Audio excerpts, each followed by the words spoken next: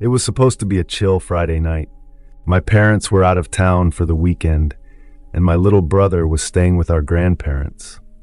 For the first time in ages, I had the house to myself, and at 17, it felt like a small taste of freedom. I had plans to binge-watch horror movies, eat all the junk food I wanted, and enjoy the peace and quiet. The evening started off great. I made a massive bowl of popcorn, grabbed a soda, and snuggled up on the couch with my favorite blanket. The house was quiet, almost too quiet, but I didn't mind. I liked the solitude.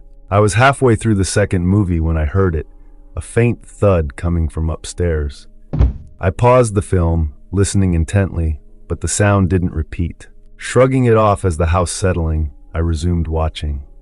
A few minutes later, I heard it again, louder this time. It sounded like something falling. I muted the TV, my heartbeat quickening. The noise came from upstairs, but I knew no one else was home. My first thought was that maybe a window had been left open, and the wind knocked something over. But that didn't make sense. All the windows were shut, and there wasn't any wind tonight. Grabbing my phone, I turned on the flashlight and cautiously made my way to the staircase. The house felt different now, the kind of quiet that presses on your ears. I tried to stay calm, reminding myself that it was probably nothing. But as I climbed the stairs, a chill crept down my spine. At the top of the stairs, I stopped and listened. Nothing. I checked my parents' room first, then my brother's room. Everything was in order. I reached my own room last. The door was slightly ajar, which was weird because I always keep it closed. With a deep breath, I nudged it open with my foot. Everything looked normal at first, but then I noticed my window was open. I knew I had closed it earlier. A cold draft blew in, making the curtains flutter. My heart pounded in my chest as I stepped forward to close it, and that's when I heard it, soft, almost imperceptible rustling. It was coming from my closet. I froze, every horror movie I'd ever seen flashing through my mind. Slowly, I approached the closet, my phone's flashlight shaking in my hand. I took a deep breath and yanked the door open. There he was. A man stood inside, hidden in the shadows. He was tall, with a scruffy beard and wild eyes that looked straight through me. His clothes were dirty and torn, and he smelled like sweat and something else, something rotten. For a moment, we just stared at each other. I was too shocked to move, my mind struggling to process what was happening. His expression was cold, almost bored, as if he had been expecting me. Panic set in and I screamed. I turned and bolted out of the room, adrenaline fueling my flight down the stairs. I could hear him crashing through the house behind me, getting closer. I fumbled with the front door lock, my hands trembling so hard I could barely grip the key. Finally, I threw the door open and sprinted into the night. I ran to the neighbor's house, my lungs burning and legs aching. I pounded on their door, screaming for help. Mr. and Mrs. Hanson, my elderly neighbors, answered, their faces pale with shock. I stumbled inside, trying to explain between gasps what had happened. Mr. Hanson immediately called the police, while Mrs. Hanson tried to calm me down. It felt like an eternity before the police arrived, sirens blaring as they pulled up to the house. They surrounded the place, weapons drawn, ready for anything. I watched from the Hansons' living room as they searched every room, every closet, every corner of the house. But the man was gone. The officers found no trace of him. There were no signs of forced entry, nothing out of place except for my open window. They reassured me and the Hansons that they would keep an eye on the area and promised to review the house's CCTV cameras for any evidence. I stayed with the Hansons that night. There was no way I was going back into that house, not knowing what had happened, not knowing if he could come back. Sleep was impossible. Every creak and groan of the Hansons' old house made me jump. I kept thinking about the man, his cold eyes, and how he had just stood there watching me. The next day, my parents rushed home after hearing about the incident. The police had reviewed the CCTV footage and found something terrifying. The cameras had caught the man sneaking into the house through a window shortly after my parents left. He had been inside the whole time, watching me from the shadows, moving around the house while I was downstairs, completely unaware. The most chilling part was when the police identified him. He was a dangerous fugitive, wanted for multiple violent crimes. His face had been all over the news. but I hadn't recognized him in the dark. The police launched a massive manhunt, but despite their efforts, they never found him. The incident left me rattled. Even with the new security system and reinforced locks, I couldn't shake the feeling of being watched. The thought of that man hiding in my closet, standing just a few feet away while I was oblivious, still haunts me.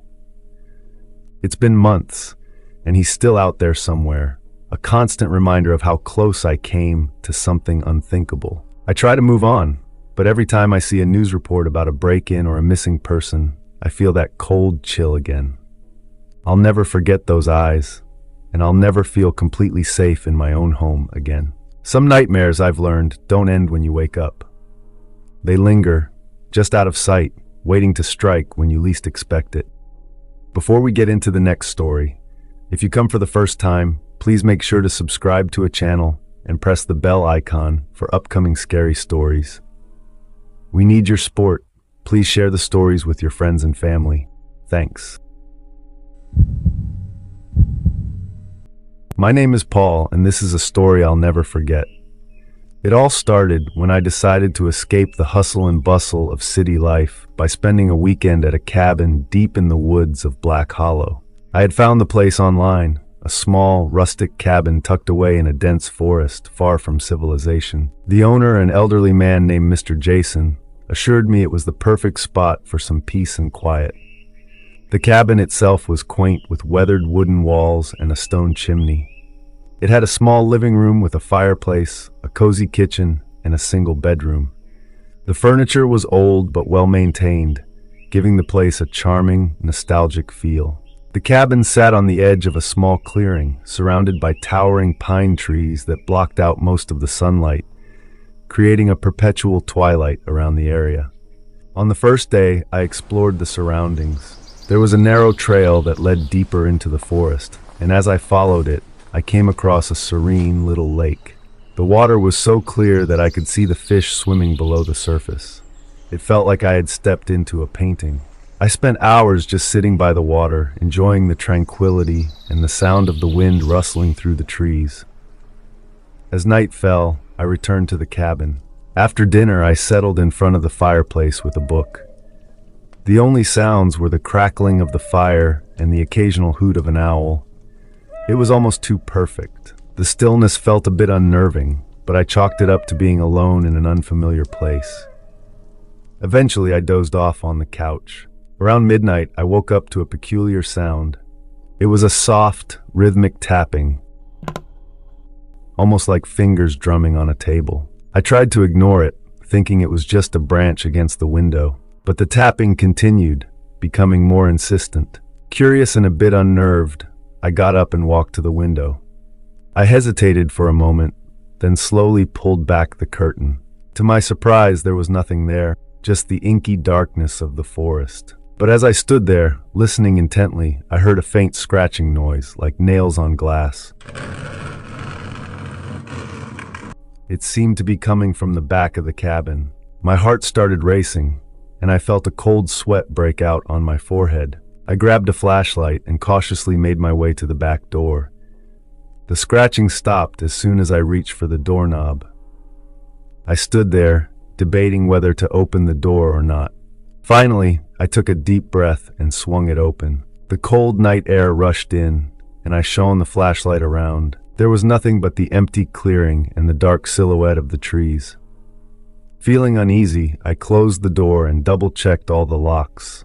I tried to convince myself it was just an animal or my imagination, but I couldn't shake the feeling that something was out there, watching me. I spent the rest of the night on the couch, barely able to sleep, jumping at every creak and rustle. The next morning, I decided to leave. As I packed up my things, strange. There were marks on the windows, faint but unmistakable, like handprints smeared on the glass. My stomach churned. I hadn't noticed them before, and they certainly weren't mine. I quickly loaded my car and got ready to leave. As I walked around the cabin one last time, I discovered something that made my blood run cold. In the soft earth around the cabin were deep claw-like footprints. They were too large to be from any animal I knew, and they led in a circle around the entire cabin. It was as if something or someone had been prowling around, watching and waiting. I didn't waste any more time. I jumped into my car and sped down the dirt road, not looking back. The whole way, I couldn't shake the feeling that something was following me, hidden in the shadows of the trees. When I got back to civilization, I called Mr. Jason to let him know I was leaving early. I tried to explain what had happened, but he just chuckled and said, "You city folks have wild imaginations." I never did tell him about the handprints or the footprints. I didn't want to sound crazy. To this day, I don't know what was out there in the woods of Black Hollow. Maybe it was just a wild animal, or maybe it was something more sinister. All I know is that I won't be returning to that cabin, and I always make sure to stay far away from the woods. They say the forest is a place of peace, but sometimes it hides dark secrets better left undiscovered.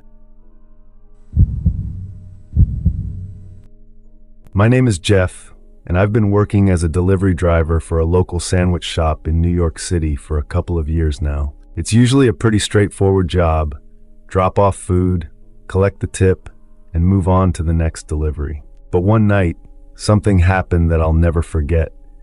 Something that still sends chills down my spine. It was a Friday night, around 11 p.m., and I was wrapping up my shift. Just as I was about to clock out, the shop received a last-minute order.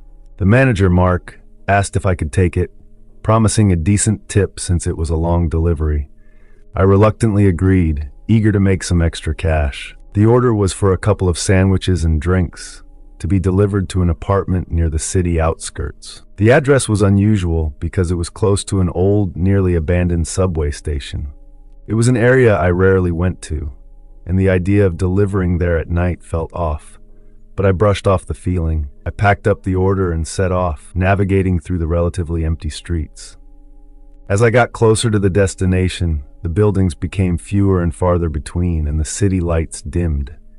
The streets were eerily quiet, a stark contrast to the usual hustle and bustle of the city. I pulled up to the address, a dilapidated apartment building that looked like it hadn't been maintained in years. I double-checked the address.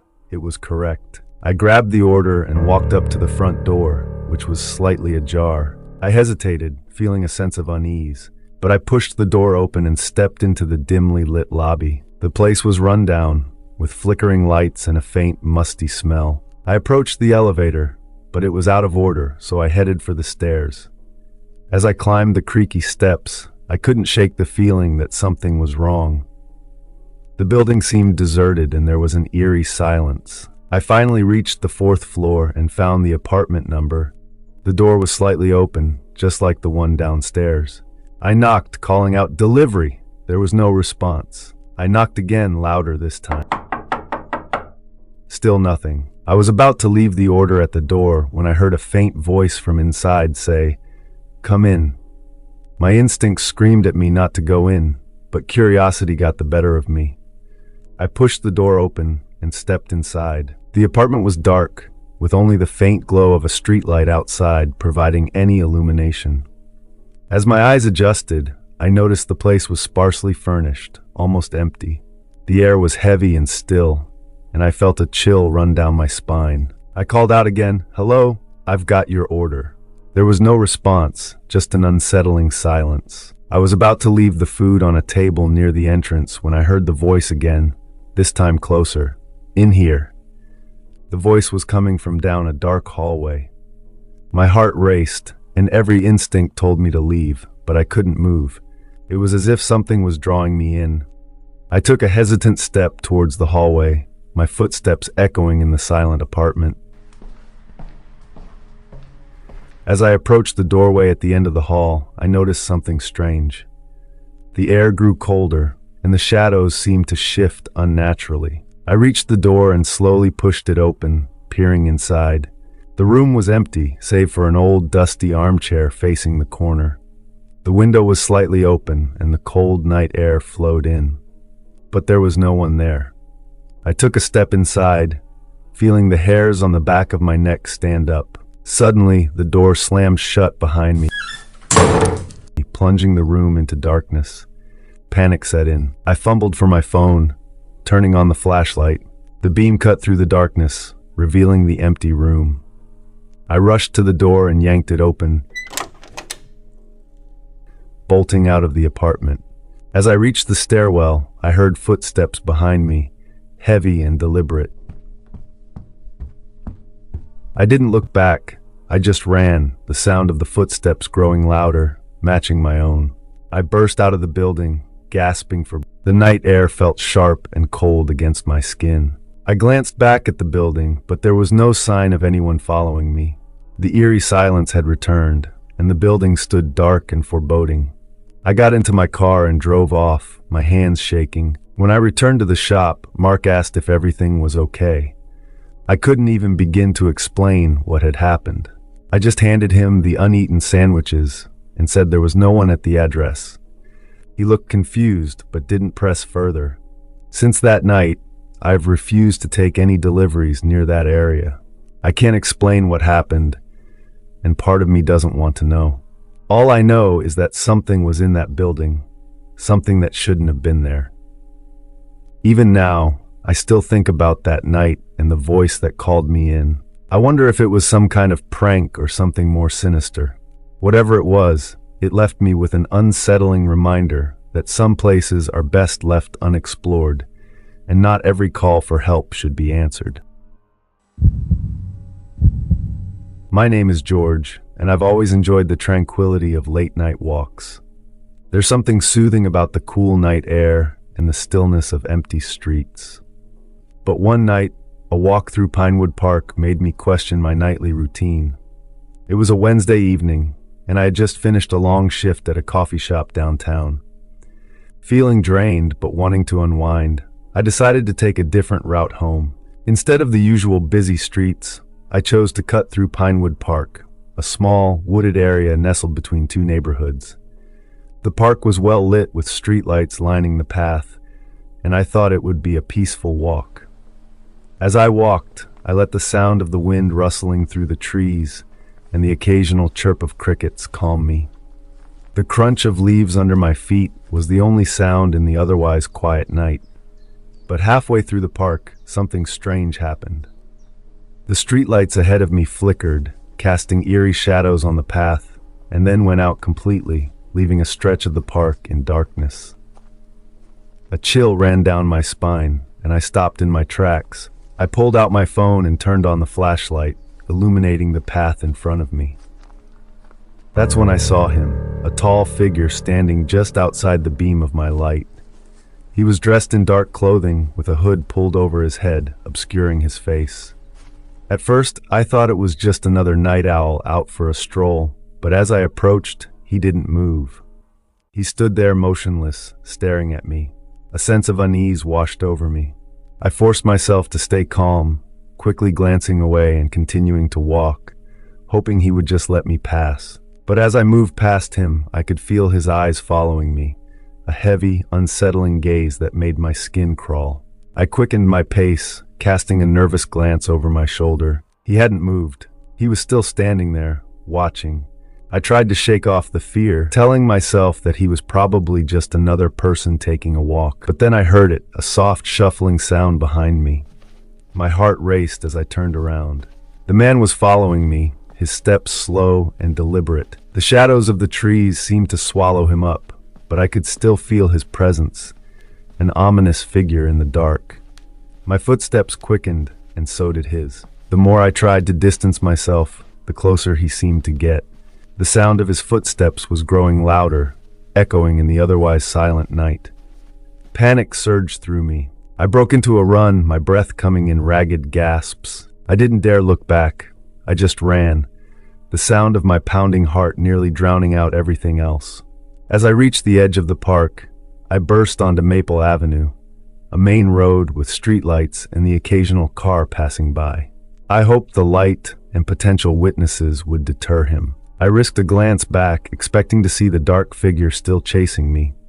But he was gone. I scanned the area frantically, but there was no sign of him. It was as if he had vanished into thin air.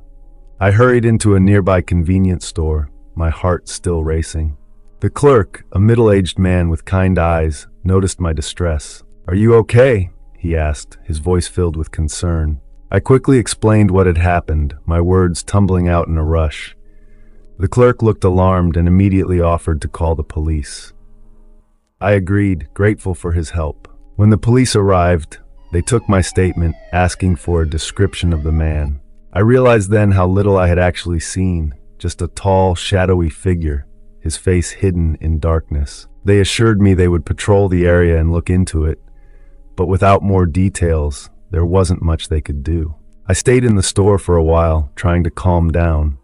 The police officers checked the park, but found nothing unusual. No sign of the man, no indication that anyone had been there. They suggested that it could have been someone harmless, maybe even another person scared of the dark. But I couldn't shake the feeling that something was wrong. Since that night, I've avoided Pinewood Park altogether. Even during the day, I find myself taking longer routes to steer clear of it. I don't know who that man was or what he wanted, but the memory of his silent pursuit has left me paranoid and on edge. Sometimes when I'm alone, I still feel like I'm being watched, a lingering sense of unease that follows me wherever I go. It's a reminder that even in the most familiar places, danger can be lurking in the shadows. You never really know who or what might be out there, waiting. My name is Officer David Harris, a 35-year-old cop stationed in the coastal town of Havenport. This small town is known for its historic lighthouse, fishing industry, and picturesque ocean views. I typically patrol the quieter residential areas and the bustling waterfront district, which attracts tourists and locals alike. Havenport has always been a peaceful place, but occasionally something eerie bubbles beneath its calm surface. One late autumn night, I was on my usual patrol through the historic district.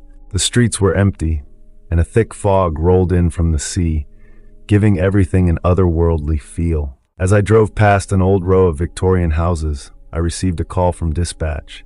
A resident, Mr. Thompson, reported seeing a shadowy figure lurking around his property.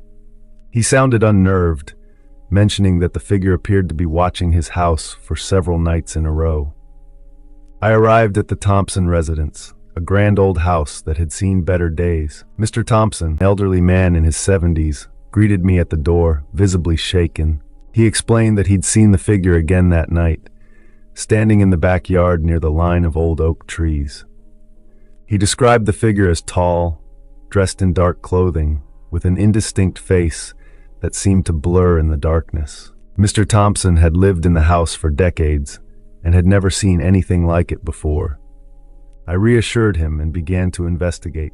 The backyard was dimly lit, with the only illumination coming from a single porch light. As I scanned the area with my flashlight, the beam caught something, a fleeting shadow moving between the trees. I called out, "Havenport Police, who's there?" but received no response. My heartbeat quickened as I walked toward the spot where I'd seen the movement. The fog seemed thicker here, swallowing the light from my flashlight. The cold, damp air made my breath visible, and every rustling leaf sounded unnaturally loud. I moved cautiously, trying to make out any shapes in the mist.